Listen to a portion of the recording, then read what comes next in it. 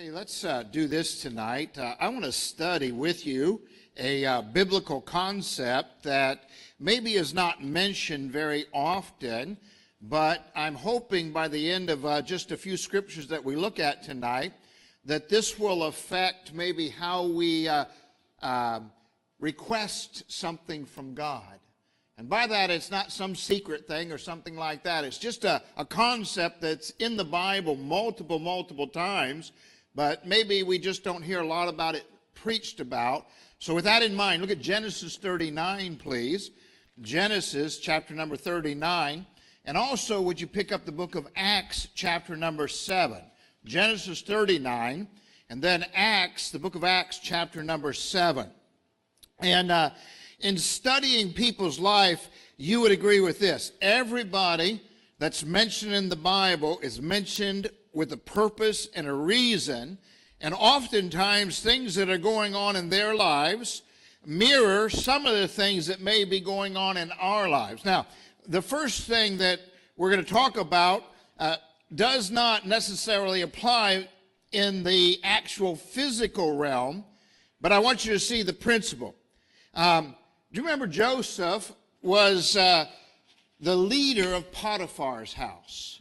And do you remember that Potiphar's wife was interested in Joseph in the wrong way? Would you agree with that? Okay, good. And then when Joseph wouldn't give in, she falsely accused him, and Potiphar ended up sending him to prison. So Joseph's in prison now, please listen, in God's will. Come on, in God's will, heading down the path that God has for him. And notice where we pick it up in verse 20, Genesis 39:20. And Joseph's master, that's Potiphar, took him, put him into the prison. Now watch what it says, a place where the king's prisoners were bound. Somebody says, oh, it must have been nicer accommodations. No, that's not what it means. It means that those that caused insurrection against the king, or those that offended the king in some way, shape, or form in a legal manner, were bound in a certain section of the prison, and it wasn't because it was more comfortable. It was more secure, probably a little bit, if you would, more difficult in that section of the prison, and those that threatened the king in less favorable conditions. And notice what it says, and he was there in the prison. Now, I like how God contrasts that. What do you mean? He's in the probably the worst part of the prison, the most secure part of the prison, the less comfortable part of the prison. But verse 21 contrasts it with the word but. But means now we're going to get on the opposite side of what we just read. Verse 20 is negative. Verse 21 is going to become positive. But the Lord was with Joseph. Showed him mercy. And here's what I want you to look at tonight. And gave him, what's the word? Favor. We spell it now, F-A-V-O-R. It's in the Bible, F-A-V-O-U-R. Gave him favor in the sight of the keeper of the prison. Favor means this, like it can mean the word support, or it can mean the word advantage, or it means something a little bit more than that. I want you to see, gave him favor in the sight of the keeper of the prison. Now, underline favor, but also underline sight. And that just doesn't mean his physical sight, like the eyesight. It means between Joseph and the keeper of the prison, God worked on the disposition between those two and moved the heart of the keeper to where the heart of the keeper favored Joseph. Are you still with me? You say, I'm not getting what you're saying. God can move the disposition of people in our life and give us favor and make us look good in front of somebody. Are you still with me? In fact, he can make it to where a person has a good disposition for us and maybe we didn't even earn it. So notice it says, gave him favor in the sight of the keeper of the prison. And the keeper of the prison, notice what happened after God gave him favor, committed to Joseph's hand all the prisoners that were in the prison. Brethren, it just didn't say the ones that were in the king's part of the prison. It said all the prisoners. that were in the prison. And whatsoever they, the prisoners, did, he was the doer of it. Notice what it says, verse 23. The keeper of the prison looked not to anything that was under his hand, because the Lord was with him. And that which he did, the Lord made it to what? Talk to me. Prosper. Now, please listen. We're not in the prison, but if I was in leadership in some way, shape, or form in this life, I would want this. And by the way, I want that. What do you mean? I want to have favor in the sight of those that I'm supposed to influence. And I don't want it just to be human. I want it to be the Lord. I want when the Lord, if you would, like the song leading, brother, you want favor. What do you mean? You want God to prosper your singing, not just because you have a good voice. There's a lot of worldly people that have good voices. What we want is when you sing, the Holy Spirit speaks to us. We want favor that way. Favor in the sight of. So in this leadership situation here, God, if you would, gave the keeper of the prison that he would support Joseph, because favor means support. Favor also means advantage. What do you mean, advantage? Like this. Here's one of the definitions. The opportunities to lead. The opportunities to influence. What? That's what the word favor means. I looked it up in the 1828 dictionary, amen? The green one that has all the Proverbs and the Scriptures in there along with it. Webster, if you would, put a lot of Scriptures in there. And favor has to do with God granting opportunities between two individuals that gives one individual a little bit of an advantage, if you would, a little bit of a preferential support. And God can do that even when someone's in prison, because, may I say, the hand of the Lord was still on Joseph. Even though Joseph was in there falsely, God had still given him, what's the word? Favor. In the sight of. In the disposition between them. Look at Acts chapter number 7, please. Acts chapter number 7. Acts chapter number 7. You're doing well tonight. I'm going to give you favor and get you out just a little early tonight, maybe. Acts chapter 7. Give you the benefit of the doubt. Acts chapter 7. We're still talking about Joseph. Look at verse number 9. Verse number 9. And the patriarchs moved with what? Say it. Envy. Isn't it interesting? Now, the patriarchs are Joseph's brothers who put him in the pit. Is that right? We just read where Potiphar's wife falsely accused him and put him in prison. And now we're reading about his brothers, who's going to be patriarchs, leaders of the tribes. Now, out of envy, they're going to put him in a pit and sell Joseph. And the patriarchs moved with him, and he sold Joseph into Egypt. But God was with him and delivered him out of all his affliction and gave him, what's the word? Say it. Favor and wisdom in the sight of Pharaoh, king of Egypt. And notice what Pharaoh, king of Egypt, did. He made him governor over Egypt and all his house. You know, everywhere Joseph went, he was a leader. One of the reasons Joseph's dad sent him out to check on the brother, because Joseph's father knew he could trust Joseph. And everywhere Joseph went, he was trusted. Why? Favor. Do you have a situation in your life where if God got involved, that they trusted you just a little bit more? Huh? If I'm in business, I'd want to be trusted just a little bit more supernaturally. If in families, I'd want to be trusted just a little bit more supernaturally. Now, this is going to sound strange. I've prayed before, Lord, give me favor with my wife. Did you hear me, brother? Why do you need that? I'm traveling. She's not with me. I don't want her to have a bit of doubt. I want God to give me favor.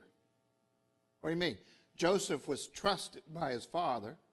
Joseph was trusted in the prison. Joseph was trusted in Potiphar's house until Potiphar's wife lied. And Joseph was trusted by Pharaoh. Why? He dreamed a dream, Joseph interpreted, but the respect and the trust was supernaturally given by God. Because look what it says. Stay with me, verse 10. And delivered him out of all affliction and gave him, what's the word again? And wisdom, notice, in the what? Sight of Pharaoh, king of Egypt. Meaning, God got between the king of Egypt, Pharaoh, and Joseph, and worked on that disposition to where God allowed that bonding to be stronger. In our church, we have a little bit of a staff. I want God to give us favor with each other. I want there to be a trust that's supernatural, not just human, not just patting each other on the back, not just slapping each other on the back. Like patting each other on the back is thank you, slapping is, having a good time together. I want it more than that. I want God's hand involved. You still with me? We want favor in our church with each other. We want that kind of bonding, that kind of trust, that kind of thing in our homes, in our marriages. I have 8 children, all adults now. I have 11 grandchildren, and I want our family to be bound together with God's favor in each other's sight, in the sight of each other. Does that make sense or not? Now remember, favor is advantage. Favor is opportunities to influence. Favor is support. Favor is God opening up opportunities because he said he made him governor over Egypt and all his house. And if you remember, Joseph was totally in charge for the 7 years of plenty. And then he was in charge of the 7 years of famine. And God raised him up, giving him favor. Statement: because Joseph had favor, his family, those patriarchs, when they came later, they had favor. Those that sold him for envy, he went ahead of them to preserve a posterity. And by the time they got there, everything was all set up. When they walked in, not the first time, but the second time with their dad, they've got the land of Goshen, a great land over there. May I say, it was a land that you could raise, if you would, agriculture on. You could raise the herdsmen on. And the Egyptians were not given to, sheep and cattle and all that. They weren't herdsmen. But God gave them a great piece of land. Wait, why? Because Joseph got favor in the sight of Pharaoh. You say, I'm not getting it. If God gives you favor, it'll affect your children.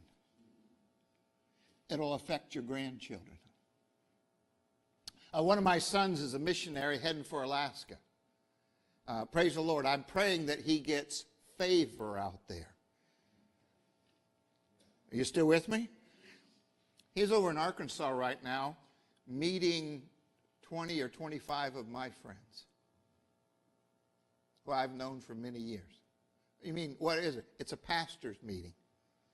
And he's over there meeting my friends. You say, what does that do for a missionary? It helps. You still with me? He's not riding on my coattails, but it doesn't hurt to have, if you would, some favor with people that affects our families and our children. 2 of my grandchildren, I hope, will be favored because he's doing well tonight in wherever he's speaking, representing his work for the Lord. Does this make sense or not? You see, favor can be generational. What's favor again? Advantage. You say, I'm not getting this tonight. Have you ever prayed, God, would you please give me favor?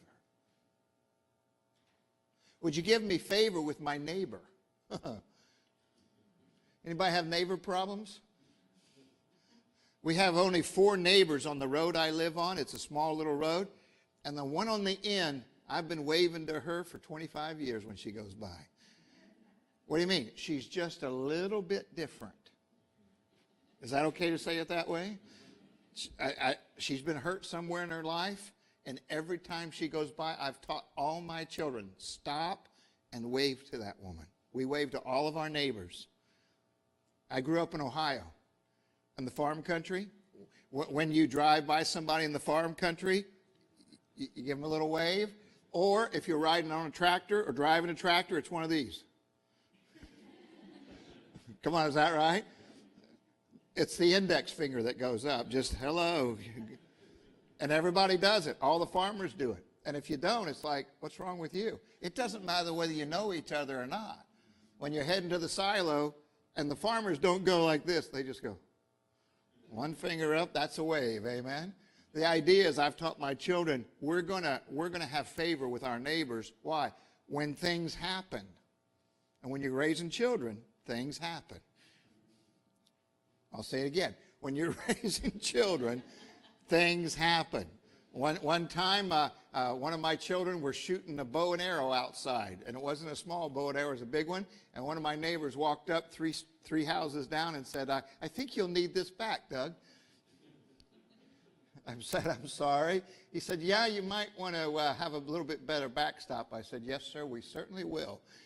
That's when you need favor. You never know what they're doing down there. Never know what wild things they're dreaming up next. Come on, is that right? One of my boys, by the way, same boy heading for Alaska on the mission field. That's the one who shot the arrow. Amen. Amen. The idea is favor. Think about that for a moment. Advantage, opportunities. Look, if you would, look at 1 Samuel 2. 1 Samuel 2. Stay with me. You're doing great tonight. I hope this is making sense to you, because I hope you go out with another little tool in our tool chest to where we say, wait a minute, God could affect the disposition between me and that individual. Or may I say this, it goes a little further than that. Look at 1 Samuel 2. Affect the disposition, what does that mean? Like, he gave favor in the sight of. He gave favor in the sight of. Okay, let me put it this way. You're in 1 Samuel 2. Everybody there? 1 Samuel 2. Let me show you something else just for a moment without turning there. God gave favor for the Israelites when they left in the eyes of the Egyptians. Remember the Israelites, all those plagues, and God said, I'll give you favor and you'll spoil the Egyptians. They'll lend to you when you leave. The idea was God took a large group of people and gave them favor with another large group of people, please look up here, who used to enslave them and kill their children. Let me say it again. God can turn things around. I'll say it one more time. God can, here is the Israelites who, if they had a male child, they weren't allowed to raise that child for a period of time. They were killing them. Come on, is that right? Remember Moses and all that? By the time, if you would, that they were getting ready to leave, when Moses came back at 80 years old, God gave them favor, and when they left, they were so glad to get rid of them in the plagues that they lent to them everything, but God gave them favor in the sight of the Egyptians, and it all turned around to where the Egyptians were now afraid of them.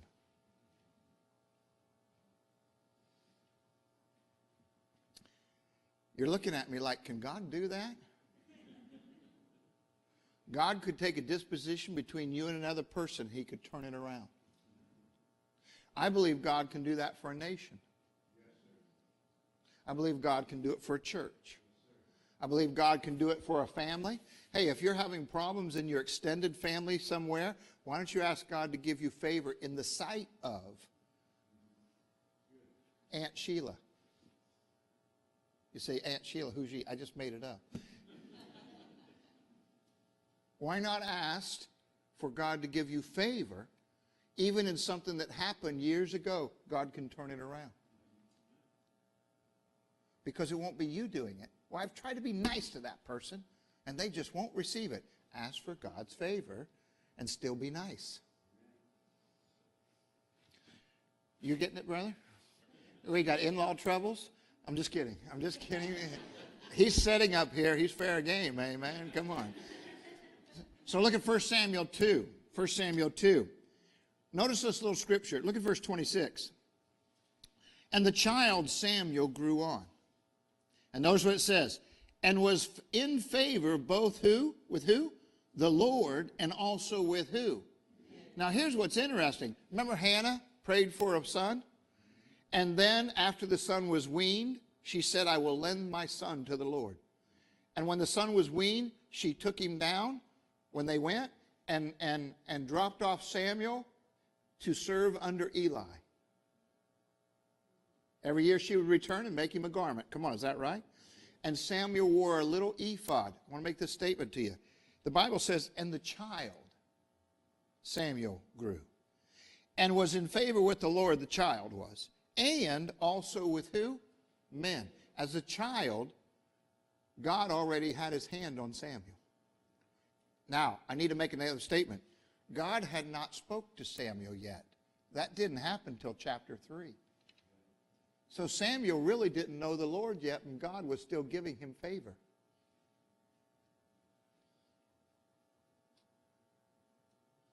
I'm just letting that sink in.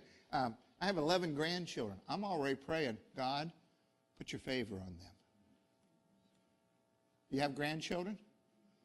Even if you don't, you have somebody in your life that's a child, ask God to put his favor on them. You say they don't really know the Lord yet. Samuel had not heard the voice of the Lord yet. Didn't happen until chapter 3. I'm just giving you thoughts. You say, do you really think God can do that? Yeah. Yeah, I do. Favor. Samuel was going to be influential under the leadership of Eli. God was going to speak to Samuel about what was going to happen to Eli because Eli had stopped ruling his house well. And it wasn't just that. His boys who were priests were down taking carnal advantage. Can I just put it that way? Down at what they were supposed to be doing, they were carnally taking advantage, and God was going to judge Eli. Please listen, but God didn't tell Eli, God told Samuel. And Samuel didn't want to say anything, and Eli said, what'd he say? What'd he say? What'd he say? And Samuel, as a young boy, told Eli, and Eli agreed and said, yep, then it's going to happen. Because God had given Samuel favor. Not only in the sight of man, please listen, but in the sight of Eli, the high priest. This thing about favor, brother, the more you look at it, it's like, man, I want some of that. Please look, not for self-interests. This is all about glorifying God. Joseph was down there preparing a way for his household. Joseph went ahead of them to preserve a posterity, and God's favor upon him affected Joseph's brethren, who were envious and bitter about him for a while. Come on, is that right? So you still got to help the ones that are bitter. You still got to help the ones that burnt you. If God gives you favor, I'll say it again, you have to help the ones that burnt you. That takes a little while. Now, let me tell you how it starts. So you're praying for someone that despitefully used you. Here's the way it starts. Lord, I'm supposed to pray for them that despitefully used me. So, Lord, I'm asking you to bless them today, even though you know I really don't mean it yet.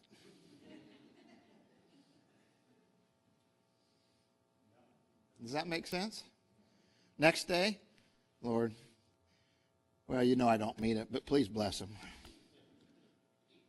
But you got to start somewhere to get that stuff out of your heart to where we get to the place where we can pray for those who despitefully used us.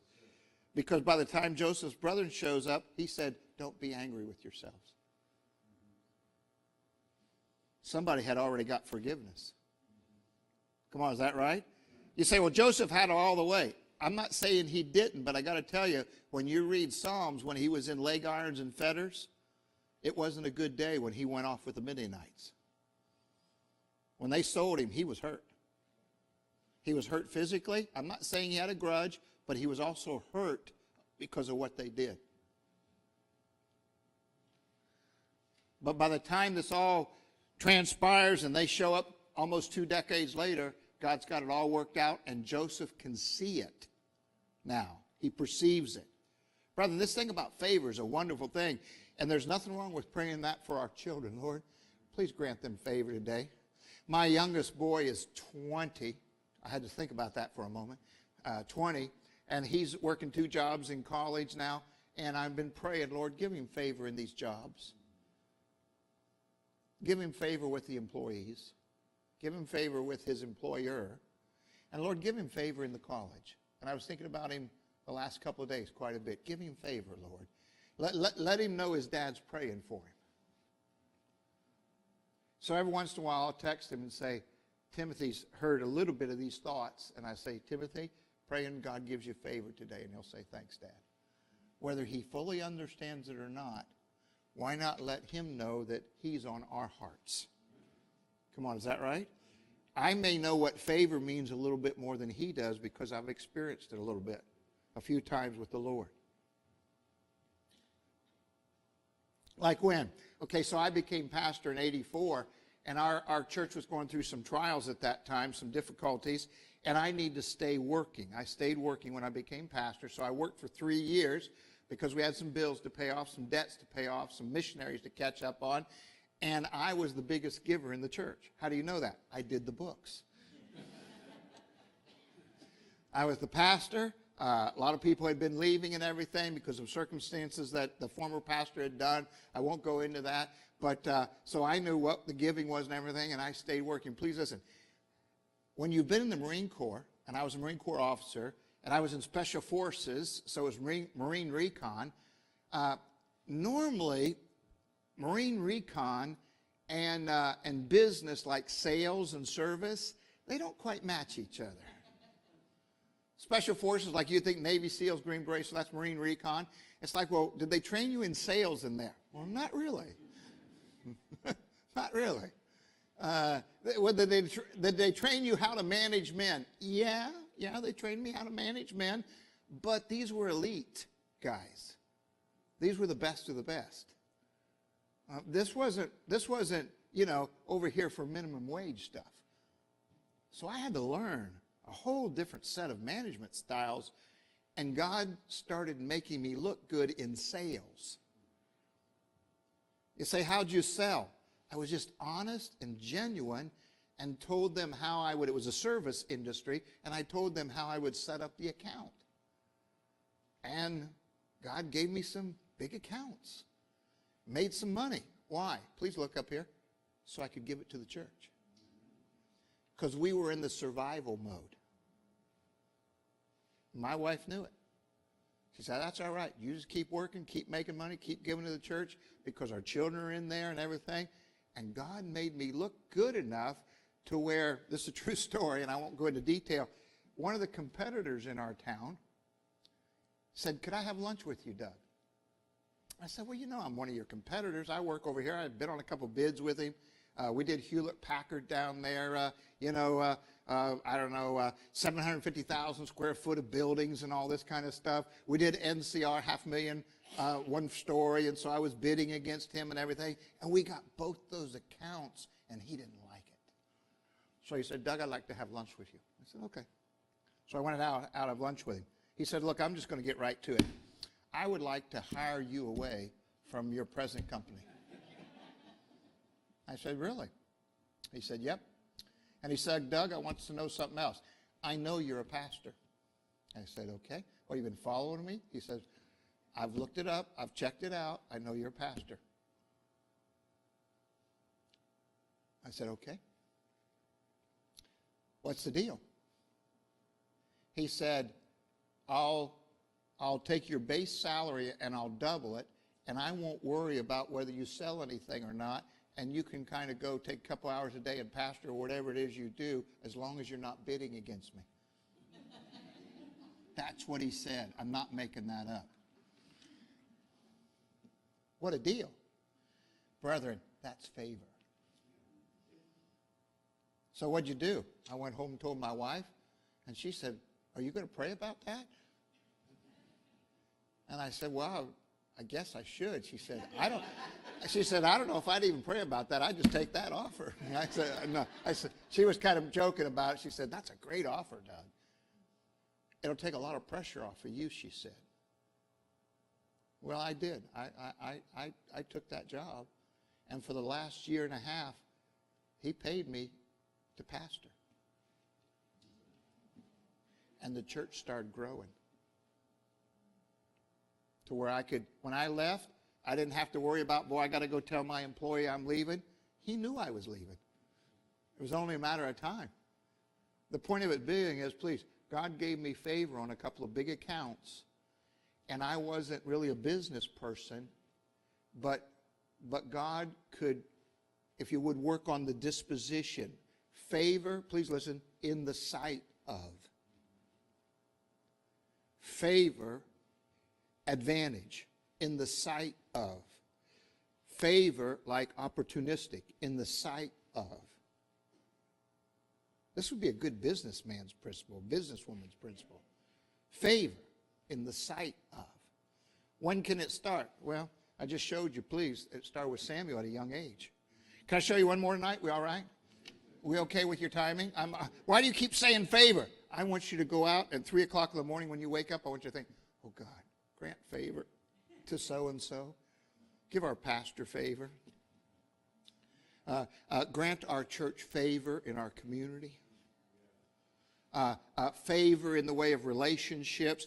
Give, because it did say this back in Joseph's time, he gave him favor and wisdom in the sight of. So wisdom could be, if you would, somebody going to college. God, grant my son favor today with his instructors, and grant him wisdom in the sight of his instructors. We have people in the military. Grant them favor today, Lord, in what they're doing. Some were doing briefings today. I got a text from a lieutenant commander in our church that said, I'm doing a briefing today. Please pray. And I pray, God, give him favor in the sight of his commanding officer. He's briefing today. I remember back in Korea. We were up in Korea in 1978. And we were up 2 clicks from the DMZ up there. And I had a briefing I had to do. And a general came helicoptering in, if you would, to where we were located at the time. And I was one of the briefing officers. And so when I heard today that lieutenant commander saying, Pastor, please pray, I got a briefing today that I have to give, I was thinking, boy, I remember when I was nervous, going in front of the general, having to have everything right. And I said, oh, Lord, grant him favor today in the eyes, in the sight of commanding general. Does that make sense? Do you believe God can do that? I believe God can affect the disposition, the atmosphere, the attitude, that something can come out of his mouth that the general or the commanding officer needed to hear. I've even prayed before I came up tonight, grant me favor on the side of the people tonight. Not so they like me, so they hear something that they need in a timely basis from your word. Don't let me do something or say something that throws that off. Look at the book of Esther, please. The book of Esther. This is a great one. And we're not going to exhaust this tonight. We're almost done. But I just wanted to give you some thoughts on the concept of favor. I'm still studying it. I'm still pondering it. And there's a lot more, if you would, to that. But look at the book of Esther, chapter 5. Look at the book of Esther, chapter number 5. The two words are favor and sight. Favor and sight. Favor in the sight of. Favor in the heart of, if you would. So notice that chapter 5, Esther chapter 5. We still all right? Okay, nobody asleep yet? Okay, good. We're almost done. Look at chapter 5. This is when, many of you would know this in chapter 4. In chapter 4, right at the end of verse 16, if I perish, I perish. You've seen that before, right? So they were praying, they were fasting. She was getting ready to go and present herself in front of the king. And the culture of the day was when she entered into the court without being summoned or without being requested, without being called for, if she'd entered into the court and requested to see the king, if he held out the scepter, then everything was good. If he didn't, well, it wasn't good. So verse 2, Esther 5, verse 2. And it was so when the king saw Esther. She had come into the royal house. She had come into the court, if you would. The queen standing in the court, that she obtained what? Favor in his sight. And the king held out to Esther the golden scepter that was in his hand. So Esther drew near and touched the top of the scepter. Then said the king unto her, what wilt thou, Queen Esther? Now let's stop right here. God, and I can show you scriptures, is giving Esther favor. But please listen, please listen. The decree is already signed by the king to kill Jewish people. I'm bringing you kind of up. Esther, her lineage is Jewish. The king doesn't know that. He's already signed in writing a decree on a certain day that they're going to kill all the Jewish people around a little palace area called Shushan. A lot of people are going to die. And Esther's going in, please listen, to try to reverse all that. And so the first stage was that she needed to go in and be able to talk to the king about the matter, but he's being influenced by that wicked Haman. Well, once this whole process starts, I'm not going to take the time to go into the whole thing. May I say that there is a huge reversal that happens because of the favor God gives Esther in the sight of the king. And on the day that they're supposed to be killing, if you would, they make the feast of Purim or Purim. It's a feast where they celebrate. And by the way, Haman, who was going to try to kill Mordecai, ends up on his own gallows. Come on, is that right? What I'm saying is, a really tense situation totally reverses because God gives favor. I wonder if you have any of those situations in your life where you say, this is impossible. This will never, ever be reversed. They're too stubborn. There was too much hurt. I want to tell you, God's able to take things and reverse situations when he grants favor. I'm not going to take time, but I could give you illustrations. And I've seen him do it. It's a wonderful thing when he does it. The pressure when the situations are really bad is like, and by the way, I want to be honest with you and tell you, I thought, oh, there's no way out of this one. And then when you see him do it and reverse things and soften people and change things, people that you never thought you would ever have a good relationship with again, God can break it down and give you favor in their sight. And they won't necessarily know it's God right away. I hope this is a timely message for somebody. I've been thinking about it all day long. Let me show you something about Esther, though, just so you go, well, he would do that for Esther. Look at Esther 2. Esther chapter 2. Esther chapter 2. Esther 2 says this. And notice who we're talking about here, verse 7. Verse 7. And he brought up Hadassah, that is Esther, his uncle's daughter, for she had neither father nor mother. You say, I already knew that. Esther didn't have a father or mother. She was just a little Jewish girl. The maid was fair and beautiful. She's a maid in his, teenager or early 20s, who Mordecai, when her father and mother were dead, took for his own daughter. Please listen. When we think of Esther, we think she's the queen, but I remind you something. She was a gal that had neither father nor mother that Mordecai took to raise. Just a normal gal that God raised up and used in a special way. May I say this? It seems like a lot of people that we're talking about tonight have the underdog status. Do you understand underdog? I know that's not a scriptural term, but we used it in Ohio a few times, like catty-corner, underdog, things like that. You know what catty-corner is, right? Okay. If you don't, look it up. No. Underdog is like when somebody's a little less, starts from a little bit less, that God intends to raise up, like a Joseph being sold to the Midianites, like a Joseph being in prison unfairly, like a girl that didn't have a mother or dad, raised by kind of a unique guy named Mordecai. And God used her and raised her up.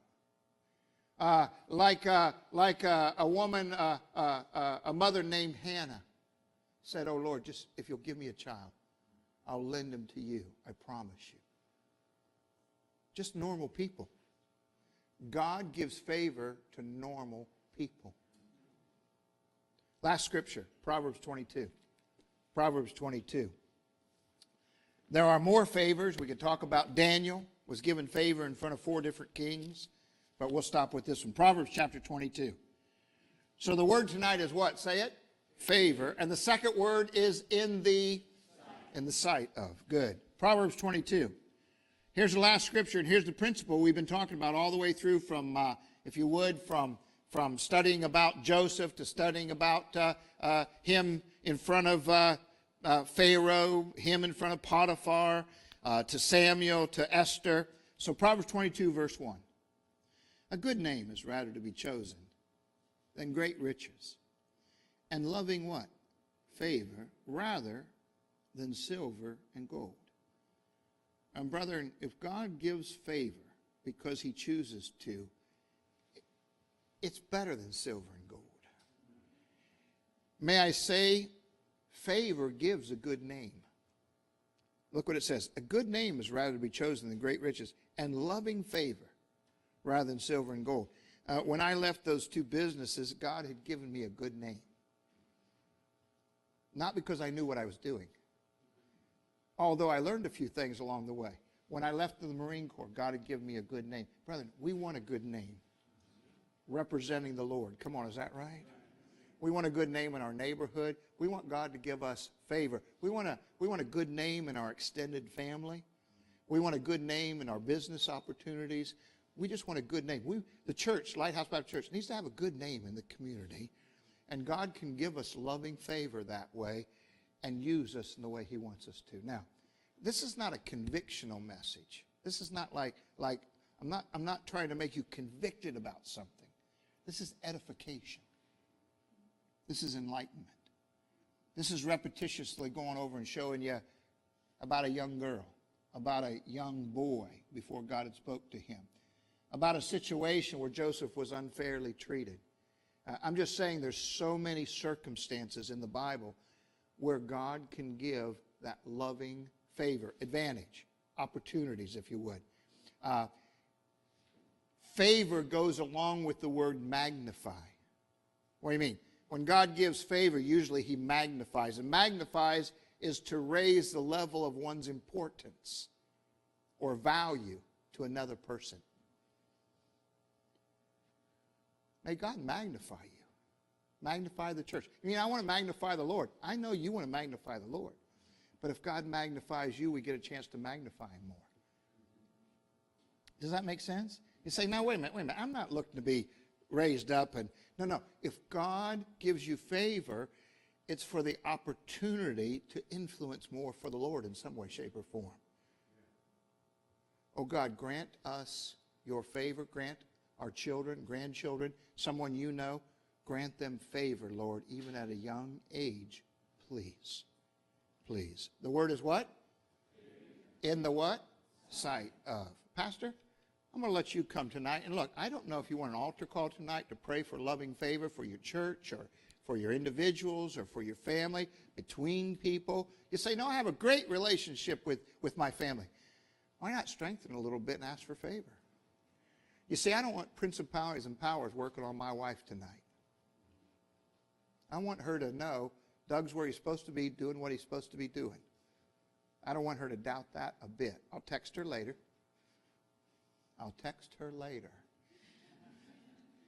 But I don't think she's that, like wondering, what's he doing tonight? She knows when I travel, I'm a stick in the mud. I'll eat with the pastor, go back to the hotel room, study, get ready for whatever's next. And I'm not planning on doing anything extremely exciting tonight. And she knows that. When she travels with me, she says sometimes to me, Doug, you're just a little boring. Boring is safe. Amen? So the idea is, grant us favor in each other's sight. Please, Lord. Pastor, you come.